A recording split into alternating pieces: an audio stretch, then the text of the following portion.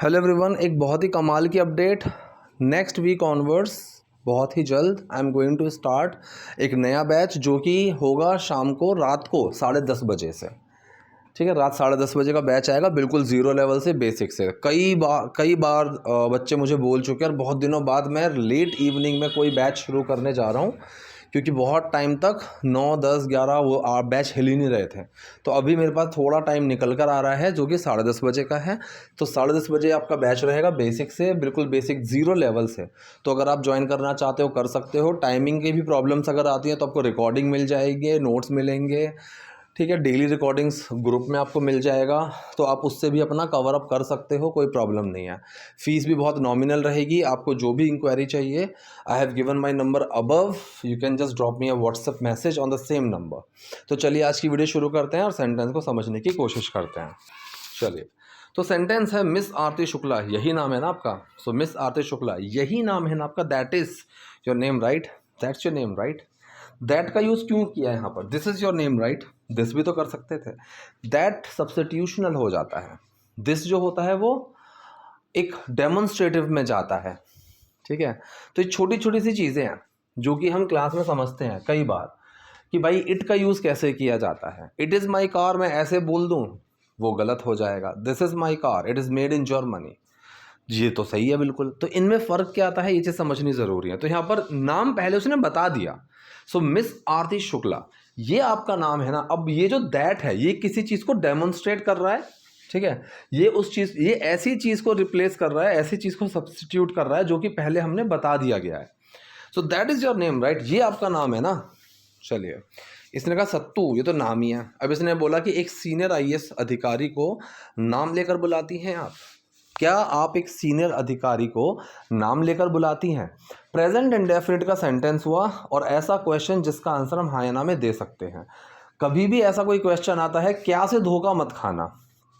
ठीक है, कभी भी ये दिमाग में मत रटना कि क्या शुरू में ही आएगा या क्या बीच में ही आएगा तो व्हाट लगाएंगे, और क्या शुरू में आएगा तो हम उसको हेल्पिंग वर्ब से बनाएंगे। बहुत सारे स्टूडेंट्स ये चीज़ करते हैं। I have seen lots of students, they make these kind of sentences by considering the same point कि अगर क्या से सेंटेंस शुरू हो गया तो वो इंटेरोगेटिव है, और क्या अगर बीच में है तो व्हाट लगाएंगे। But when it comes to normal spoken हम इस चीज़ में कई बार गड़बड़ करते हैं। ठीक है, अरे तुम वहाँ जाओगे क्या, मैंने क्या सेंटेंस के लास्ट में लगा दिया, but even this sentence means the same कि मैं यहाँ पर इंटेरोगेटिव सेंटेंस ही पूछ रहा हूँ। तो यहाँ पर एक सीनियर आईएएस अधिकारियों को आप नाम लेकर बुलाती हैं, तो ये एक वही सेंटेंस बना। तो सेंटेंस शुरू हो गया subject, sorry, helping verb, subject और एक्शन। हेल्पिंग वर्ब, सब्जेक्ट और एक्शन। सो हेल्पिंग वर्ब आया डू, सब्जेक्ट आया यू, एक्शन क्या है, बुलाना किसी को नाम से, एड्रेस करना। कॉल भी लगा सकते हो लेकिन एड्रेस वही फॉर्मल हो जाता है। So do you address a senior IAS officer bye their name, नाम से बुलाना। यहां पर समझने वाली बात क्या है, नाम से बाय, गाड़ी से बाय कार, बस से बाय बस। ठीक है, हथौड़े से विद अ हैमर, बैंगलोर से फ्रॉम बैंगलोर। तो यहाँ सब में से आ रहा है लेकिन प्रेपोजिशंस चेंज होती जा रही हैं। ठीक है, तो इस चीज़ का ध्यान रखना कि हमेशा से के लिए एक चीज़ नहीं रटना है। तो अगर किसी को किसी के नाम से बुलाया जाता है तो हम बाय का यूज़ कर देंगे। तो पूरा सेंटेंस बना कि do you address a senior IAS officer bye their name. अब यहाँ पर देयर क्यों लगाया, ये भी समझने वाली बात है। अ सीनियर आईएएस ऑफिसर, ये तो एक बंदा हो गया ना, तो देयर क्यों लगाया है, हिज या हर लगाते हैं। जब जेंडर डिफाइन ना हो और हम किसी इंसान की बात कर रहे हैं, जानवर की नहीं, तो हम देयर लगा देते हैं। ठीक है, चलिए, क्या पोस्ट है आपकी, व्हाट इज़ योर पोस्ट। इस वाले सेंटेंस में कुछ भी ऐसा नहीं है जो मुझे बहुत ज़्यादा प्रोफाउंडली आपको समझाना पड़े। इस वाले सेंटेंस में बहुत कुछ था, अगर आपने मिस किया है जल्दबाजी में फॉरवर्ड करने के चक्कर में, तो आई वुड रिकमेंड कि आप इसको ध्यान से देखो। So what is your post, आपकी पोस्ट क्या है। हम सब रजिस्ट्रार हैं, आई एम अ सब रजिस्ट्रार। अब इस हम का मतलब ये नहीं कि she is talking about plural form, वो मैं को हम बोल रही है। So I had to write this sentence in the same way. ठीक है, कितना वक्त हुआ है आपको, ये सेंटेंस अच्छा है। How long have you been working. अब इस सेंटेंस में फॉर अगर मैं लगाऊंगा, for how long have you been working, तो भी सेंटेंस बिल्कुल सही है। कितने टाइम हुआ है आपको काम करते हुए, आप कितने टाइम से काम कर रहे हो। अच्छा, आप कब से काम कर रहे हो और आप कितने टाइम से काम कर रहे हो, दोनों सेंटेंसेस में फ़र्क है ना। अगर मैं ये बोलूँ कि आप कब से इंग्लिश सीख रहे हो, तो now you are going to tell me the starting point कि मैं 2016 से सीख रहा हूँ सर, और मैं बोलूँ कितने टाइम से सीख रहे हो, तो आप बोलोगे सर 10 साल से सीख रहा हूँ। यही डिफरेंस होता है सिंस और फॉर का। और आंसर भी ऐसे देना चाहिए। अगर मुझे आपसे ये पूछना है कि आपने कब शुरू किया, तो मेरे पास है सिंस व्हेन। एक तो सिंस हाउ लॉन्ग कुछ नहीं होता है, बहुत सारे लोगों को मैंने देखा है सिंस हाउ लॉन्ग बोलते हैं। वो सिंस हाउ लॉन्ग को उठाकर कचरे में डाल दो। सिंस व्हेन, कब से। So since when have you been learning English. तो यहाँ पर मैं आपसे स्टार्टिंग पॉइंट पूछ रहा हूँ, and you are also supposed to give me the answer by telling me the starting point कि sir I have been learning English since 2016। दूसरा है मैं ड्यूरेशन पूछ रहा हूँ, तो वहाँ पर आ जाएगा फॉर, और मैं बोलूँगा for how long have you been learning English, and even now you are going to tell me the answer in the form of duration. Sir I have been learning English for last 10 years। तो since और for में एक फ़र्क आ जाता है, you have to understand. तो यहाँ पर कितना वक्त हुआ है, तो क्या पूछ रहा है, ये ड्यूरेशन पूछ रहा है ना, ऑब्वियस सी बात है। So for how long have you been working. अब देखो इसने ड्यूरेशन नहीं बताई, 4 साल 4 years, इसने स्टार्टिंग पॉइंट तो नहीं बताया, वरना ये बोलती कि सर जनवरी से, तब से। पैदा हुई नहीं और आपने रिश्वत लेना चालू कर दिया। ये सेंटेंस वैसे तो कई तरीके से बन सकता है, लेकिन यहाँ पर देखो हमने क्या बनाया है, you have barely even started your life. Barely का मतलब क्या है, sorry barely, you have barely. तो बेयरली का मतलब क्या है, बेयरली का मतलब है मुश्किल से, ठीक है, मुश्किल ही, उस वाले सेंस में। सो you have बेयरली even started your life, कि भाई तुमने अभी तो जीवन शुरू ही किया है अपना मुश्किल से, ठीक, और आपने रिश्वत लेना चालू कर दिया। And you have already started taking bribes. अब यहाँ पर 2-3 चीज़ें समझने वाली हैं। सबसे पहली, ऑलरेडी। ऑलरेडी कहाँ लगा है, एक्शन से पहले। एक्शन क्या है, स्टार्ट। रिश्वत लेना नहीं है एक्शन, एक्शन है रिश्वत लेना शुरू कर दिया है। शुरू कर दिया है किस में लगा हुआ है, या है, ये है, चुका है, चुकी है, रिश्वत लेने में। तो रिश्वत लेना शुरू कर दिया है। और यहाँ पर कोई काम करना जब हम शुरू कर देते हैं तो उसमें क्या लगता है, स्टार्ट प्लस आईएनजी। और जो भी एक्शन में चेंज होते हैं वो सारे स्टार्ट में होंगे। मतलब जैसे प्रेजेंट परफेक्ट है तो थर्ड फॉर्म लगेगी। थर्ड फॉर्म किसकी लगेगी, स्टार्ट की, यू हैव स्टार्टेड। और जो स्टार्ट के साथ एक्शन है, जो काम करना शुरू किया है, उसमें हम आईएनजी लगाते हैं। सो you have started taking bribes, ठीक है। तो सेंटेंस बन गया हमारा। सो पैदा हुई नहीं, you have बेयरली even started your life, and you have already started taking bribes. और तुमने रिश्वत लेना चालू कर दिया, राइट। ये सारी फॉर्मेशंस के सेंटेंसेस में पहले ही बता रहा हूँ, आपको आनी ही चाहिए। और इस चीज़ को बिल्कुल भी मिस मत करना। अगर आपको लगता है कि मैं इंग्लिश नहीं सीख सकता, नहीं बोल सकती, मैं आपसे 5-6 महीने मांग रहा हूँ। देखो 2-3 महीने तो पॉसिबल ही नहीं है। इवन आई हैव सीन कि कई जगह लिखा था 90 घंटों में इंग्लिश बोलना सीखें। 90 घंटों में हो ही नहीं सकता भाई, ऐसा 90 घंटों में कौन सीख जाएगा बोलना। दुनिया का कोई इंसान नहीं सीख सकता है 90 घंटे में इंग्लिश बोलना, ठीक है। तो इस चीज़ को बिल्कुल भूल जाओ दिमाग से, ठीक। आप इतना याद रखो, 2-3 महीने में भी कोई इंग्लिश नहीं बोलना सीखेगा। इंग्लिश अगर आपको बोलना सीखना है तो सालों लग जाते हैं, सालों, 1 साल 2 साल 3 साल 4 साल लग जाते हैं। If I tell you about myself कि how much time did I take to get this fluency, so I would say कि in my opinion I have been speaking English for last 15 to 16 years, right? And initially I had to struggle a lot, obviously. So I had to struggle for 4 to 5 years, but then I got the hang of it. I started speaking, then I got some fluency, and then my job part was कि मुझे south के customer से ही बात करना पड़ता था, right? और उन लोगों से जब मैं बात करता था on daily basis, I used to talk to them, and that's how I got this fluency, and that's how I got this confidence. And even जो भी we used to have all the meetings over there, so those meetings were in English only. I was suppose to listen to everything in English, I was suppose to speak everything in English. So I think that's how I got this confidence and I got this fluency. और मैं बार बार बोलता हूँ कि भाई confidence तब आता है जब आपको पता होती है कि your sentence is correct. So you don't have to run after fluency. मैं बार बार अपने बच्चों को यही समझाता हूँ, फ्लुएंसी के पीछे मत भागो, एक्यूरेसी के पीछे भागो। When you know my sentence is correct, you will get this fluency automatically, ठीक है। तो एक्यूरेट होना चाहिए आपका sentence, right, no matter how hard you have to try. Even now, even today, many times when I get skeptical about any of my sentence, I always have a cross check on it कि ये सही है या नहीं है। And once I get that confidence, चलो आज मैं 2 गलती करके सुधार लूंगा उनको, कल तो नहीं होंगी ना, वरना मैं उन गलती को I keep repeating those mistakes again and again. So it's better to have to nip it in the bud. Nip it in the bud का मतलब वो बाद में प्रॉब्लम क्रिएट कर, उसको पहले सॉल्व कर लेता है। चलिए ठीक है, बहुत होगी भाषणबाजी, सेंटेंस पर आते हैं। इसने बोला कि घूस लेकर बड़ी बनना चाहती हैं आप, you want to become successful by taking bribes. कोई काम करके, किसी काम को करके, किसी काम को करने की वजह से, किसी वो उसका कारण बनेगा। एक्चुअली में छोटे छोटे से डिफरेंस होते हैं, by plus ING, from plus ING, किसी काम को करने से, किसी काम को करके, छोटे छोटे से डिफरेंस होते हैं। उस चीज़ पर भी मैं आऊँगा, लेकिन अभी नहीं। फिलहाल यहाँ पर कोई काम करके रिश्वत लेकर आप बड़ा बनना चाहते हैं, सो बाय प्लस आईएनजी का हम यूज़ कर देंगे। So you want to become successful by taking bribes. रिश्वत लेकर बड़ा बनना चाहती हैं क्या आप? ठीक है, लेकिन ठीक है, आप तो सिस्टम का हिस्सा हैं, but it's fine, you are part of the system. मेरे हिसाब से यहाँ पर आ भी आना चाहिए, you are a part of the system. एक मिनट रुको, दोनों ही सही है। आप आ भी लगा सकते हो, नहीं भी लगा सकते हो। आ थोड़ा सा फॉर्मल और ज़्यादा पोलाइट को सेंस करेगा, और नॉर्मली अगर आप बोलते हो तो आप इसको इन जनरल टर्म्स में विदाउट आ भी लगा सकते हो। देखो कुछ मुझे भी मिला ना सीखने के लिए, क्योंकि मैं हमेशा आ लगाता हूँ। You are a part of this class, you are a part, तुम एक हिस्सा हो इस क्लास का। लेकिन अभी मुझे भी एक चीज़ नहीं मिली, you are part of this class, हम ऐसे भी बोल सकते हैं। तो बहुत सारी चीज़ें हैं, सेंटेंसेस को हम कई तरीके से बोल सकते हैं। So now I can not pontificate it. If someone is speaking in front of me, you are part, तो मैं उस चीज़ को pontificate नहीं करूँगा, निकीजनी आ लगेगा। अब आ भी लगता है, नहीं भी लगता है।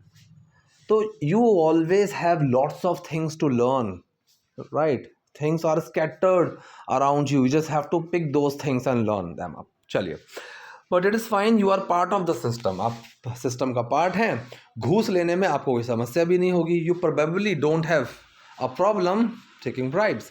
अब यहाँ पर ये सेंटेंस क्या फ्यूचर को दिखा रहा है? ये होगा, होगी, ये सेंटेंस फ्यूचर का नहीं है, ये प्रेजेंट में अंदाज़ा लगा रहा है, नहीं होती होगी उस वाले सेंस में, ठीक है। इसीलिए ये सेंटेंस में डोंट लगा है। अब यहाँ पर डोंट क्यों लगा है? यहाँ पर मैं मे, माइट, कुड, वुड का भी इस्तेमाल कर सकता था, बिल्कुल कर सकते थे, क्योंकि मैंने प्रोबेबली लगा दिया।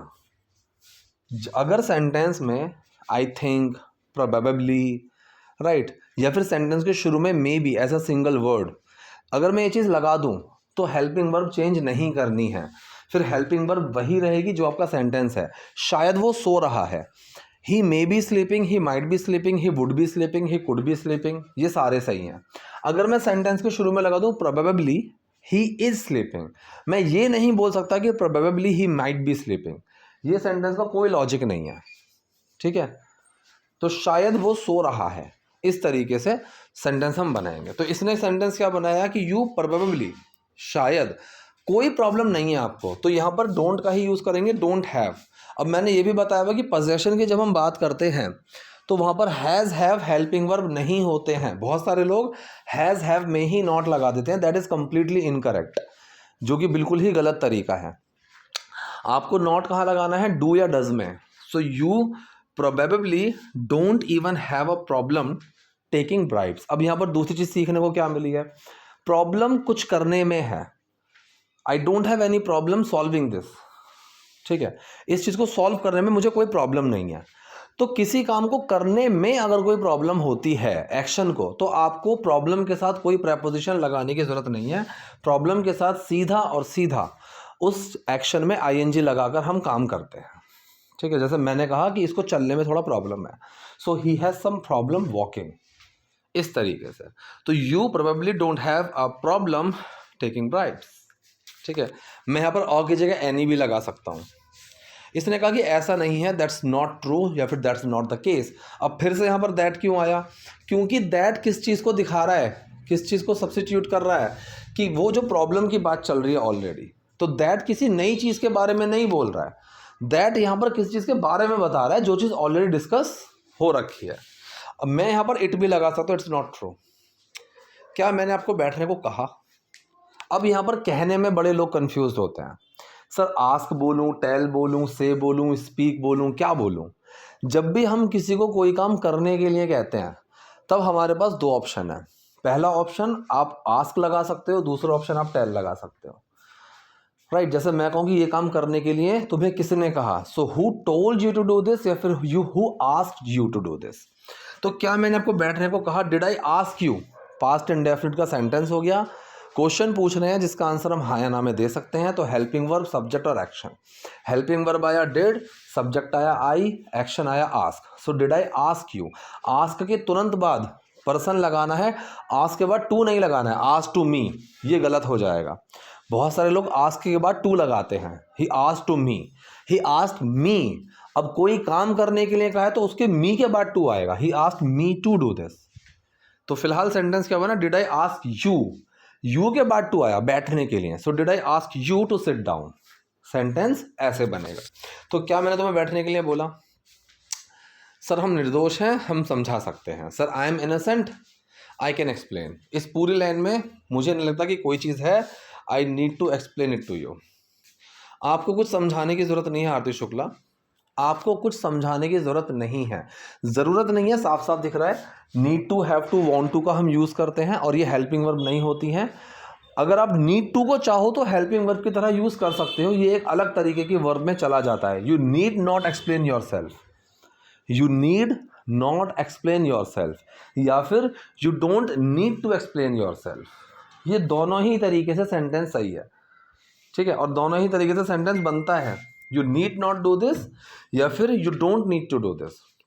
लेकिन हैव टू, वांट टू, इसमें मत लगाना, नीड टू में और यूज टू में लगती है चीज़। तो you don't need to explain anything, आपको कुछ समझाने की ज़रूरत नहीं है। You don't need to go there, तुम्हें वहाँ जाने की कोई ज़रूरत नहीं है। You don't need to say sorry, तुम्हें सॉरी से कहने की कोई ज़रूरत नहीं है। ठीक है, नेक्स्ट, आपको जो करना था आप कर चुकी हैं। You have already done what you wanted to do, या फिर what you wanted to do, जो तुम करना चाहती थी। यहाँ पर वॉट विच का टॉपिक मैंने आज ही पढ़ाया था एक क्लास में, ठीक है। जो के साथ, जो या जिसके साथ अगर कोई पर्सन लग जाए, कोई प्रोनाउन के सेंस में, जो तुम, जो मैं, जो हम, जो वो, अगर ये लग जाए तो हम वॉट का यूज़ करते हैं। और जैसा के साथ, जैसा तुम सोच रहे हो, जैसा मैंने सोचा था, जैसा मैं चाहता हूँ, जैसा मैंने चाहा था, सब में वॉट लगेगा। विच के साथ एक नाउन आ जाती है, which can not be human, जो किताब, जो घर, ठीक है। जिसकी बात जब हम करते हैं तो कोई इंसान आ जाता है, ठीक है। जो या जिस, जो लड़की, जो लड़का, जिस लड़की, जिस आदमी, जिस औरत, वहाँ पर हम हु का इस्तेमाल करते हैं या हुम का इस्तेमाल करते हैं, वो एक अलग टॉपिक हो जाएगा। ठीक है, फिलहाल जो तुम करना चाहती थी, तो जो के बाद क्या आ रहा है, तुम, तो सीधा वॉट का यूज करो, what you wanted to do. Did बाहर नहीं निकलेगा, what did you want to do सवाल बन जाएगा कि तुम क्या करना चाहती थी। यहां पर आ जाएगा जो तुम करना चाहती थी, what you wanted to do, तुम वो कर चुकी हो, यू हैव ऑलरेडी डन। ये प्रेजेंट परफेक्ट हो गया। सब्जेक्ट, हेल्पिंग वर्ब, एक्शन की थर्ड फॉर्म, सब्जेक्ट आ गया यू, हेल्पिंग वर्ब आ गया हैव, एक्शन की थर्ड फॉर्म आ गई डन, और ऑलरेडी कहाँ लगेगा, एक्शन से पहले। So you have already done. तो सेंटेंस को आप आगे पीछे करके कैसे बना सकते हो कि what you wanted to do, you have already done, या फिर you have already done what you wanted to do. अब जो हमें करना है हम वो करेंगे। Now I will do what I have to do. अब देखो फिर से वही आ गया, अब जो हमें करना है, तो जो के बाद वही, हमें जो करना है, जो हमें करना है। सो व्हाट के बाद पर्सन आएगा, what I have to do, what I want to do, करना है, जाना है। ऐसे सेंसेस में have to, need to, want to, is am to, सबको हम लगा सकते हैं। बी की क्लास में ये चीज़ हमने पढ़ी हुई है। ये सारी चीज़ें ना, ये इंग्लिश क्या है ना, इंग्लिश छोटे छोटे से टुकड़े हैं फैले हुए। इन छोटे छोटे टुकड़ों को समझ लो, और इन छोटे छोटे टुकड़ों को समझ के इनको मिलाकर बातें बनाना सीख लो, आ गई इंग्लिश। इंग्लिश में और कुछ भी नहीं है। कुछ सेंटेंसेस हैं जो हम एडवांस में पढ़ते हैं, वो फॉर्मेशन, वो इन चीज़ों से बाहर हैं, जहाँ पर हमें कुछ स्ट्रक्चर सीखने ही पड़ते हैं। जैसे लेस्ट सीखना पड़ता है, वन बेटर देन अनदर सीखना पड़ता है, छोटे छोटी सी चीज़ें सीखनी पड़ती हैं। So I am trying my level hard to make a holistic way where I can teach you the best and you don't have to go anywhere, क्योंकि भाई इंग्लिश स्पोकन का बहुत ही ज़्यादा बड़ा एक पागलपन बनाया हुआ है लोगों ने बाहर, ठीक है। और मैं एक चीज़ में I am just lagging behind in one thing, marketing. I am lagging behind in marketing. ठीक है, मैं उतने लोगों तक नहीं पहुंच पा रहा हूं और वो लोग पहुंच पा रहे हैं who don't have anything but marketing. ठीक है, मैं I don't want to defame them, I really don't want to slander them. बस मैं यही कहना चाह रहा हूँ कि बहुत सारे हैं, मतलब टू द एक्सटेंट ऑफ 90% लोग ऐसे ही हैं कि they are just working upon marketing, selling lots of things and which are completely ineffectual to those people who are actually wanting to learn English. ठीक है, चलिए आगे बढ़ते हैं। अब हमें जो करना है हम वो करेंगे। Now I will do what I have to do, right, या फिर what I have to do I will do that, दोनों सही हैं। और आपने जो गलती की है, and the mistake you have made, जो गलती तुमने की है, ठीक है, the mistake you have made, जो गलती तुमने की है, ठीक है, which mistake you have made, that mistake you have made, या फिर the mistake you have made. आज ही क्लास में मैंने बताया था, यहाँ पर हम द विच का यूज़ कर सकते हैं, करेक्ट। द मिस्टेक, जो गलती, यू हैव मेड, तुमने की है। अब गलती क्या है? गलती एक एब्स्ट्रैक्ट नाउन के सेंस में चली जाएगी, अनकाउंटेबल, एक एब्स्ट्रैक्ट नाउन के सेंस में जाएगी, तो यहाँ पर हम द का यूज़ ज़्यादा करते हैं। ठीक है, अगर मैं यहाँ पर द की जगह विच लगा दूँ, विच मिस्टेक यू हैव डन, तो भी सेंटेंस बिल्कुल सही है, कोई प्रॉब्लम नहीं है। तो the mistake you have made या फिर यू हैव डन, तुमने की है, प्रेजेंट परफेक्ट आ गया, उसकी सजा आपको मिलेगी, you will be punished for it, you will get the punishment for that. दोनों ही सही है, तो पनिशमेंट के साथ क्या लगाया? फॉर, उस चीज़ की गलती। तो I think that is sufficient to all of you. कोई डाउट, कोई क्वेरी हो तो please let me in the comment section. Video पसंद है लाइक कीजिए, नए हैं लाइक सब्सक्राइब कीजिए। Thank you.